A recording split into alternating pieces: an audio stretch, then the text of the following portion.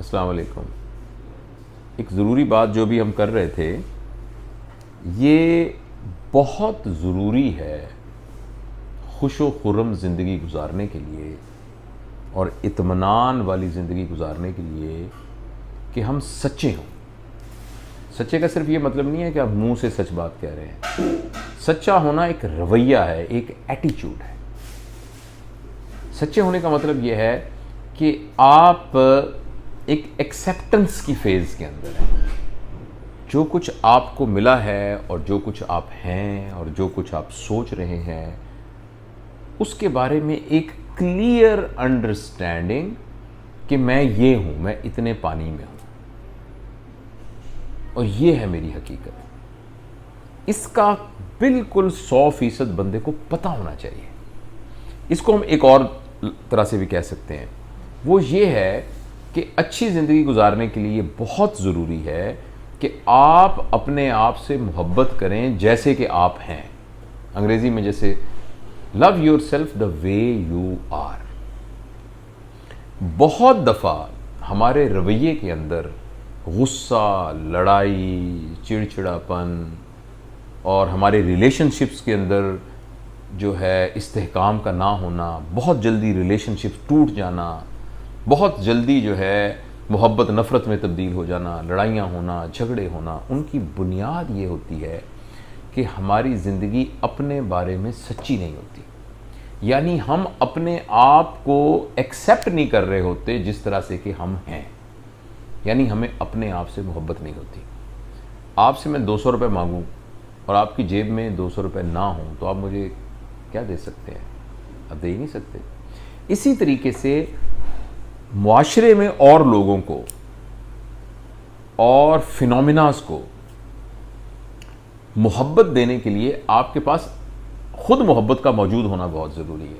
खुद मोहब्बत के मौजूद होने का मतलब यह है कि आपको अपने आप से मोहब्बत हो। एक इसे नार्सिसिज्म या नरगिसियत कहते हैं, वो नेगेटिव टर्म है। अपने आप से मोहब्बत का ये मतलब नहीं है कि आपको अपने आप पर गुरूर हो। अपने आप से मोहब्बत का मतलब यह है कि आप अपने आप को कबूल कर रहे हों जैसे कि आप हों। अगर आपके अंदर कोई ऐब है, आपके अंदर कोई गलती है, तो आपको उसका एहसास है। आप कहते हैं हाँ, मुझे मालूम है कि मेरे अंदर ये कमी है और मैं इसको ठीक करने की कोशिश भी कर रहा हूँ और आप भी मुझे गाइड करें, मैं ठीक करूँ, लेकिन मैं खुश हूँ, मैं ऐसे हूँ और मैं खुश हूँ। ये जो कैफियत है ना, इसका नाम मेरे नज़दीक सच्ची कैफियत है। और जब आप सच वाली ज़िंदगी गुजार रहे होते हैं तो आपके अंदर बनावट नहीं होती। और सच वाली ज़िंदगी में आपका किसी के साथ कंपटीशन नहीं होता। आप ये नहीं महसूस कर रहे होते कि मैं फ़लाँ से कमतर हूँ या मैं फ़लाँ से बरतर हूँ। बस आप हैं। आप ये नहीं कह रहे होते मैं अच्छा हूँ, मैं बुरा हूँ, मैं बेहतर हूँ। आप कहते हैं मैं हूँ। तो ये जो होना है ना, इसको एक्सेप्ट करने का नाम सच है। और ये मश्क से किया जा सकता है।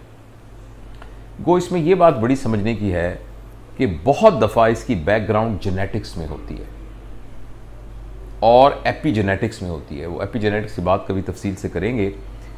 वो ये है कि हमारी पैदा होने से पहले 6-7 साल की जो ज़िंदगी है, उसमें हमारा इन्वायरमेंट कैसा था, उसकी वजह से बाज़ औक़ात हमें ऐसी ऐसी बातें कह दी जाती हैं जो हमारे दिमाग में इनग्रेव हो जाती हैं।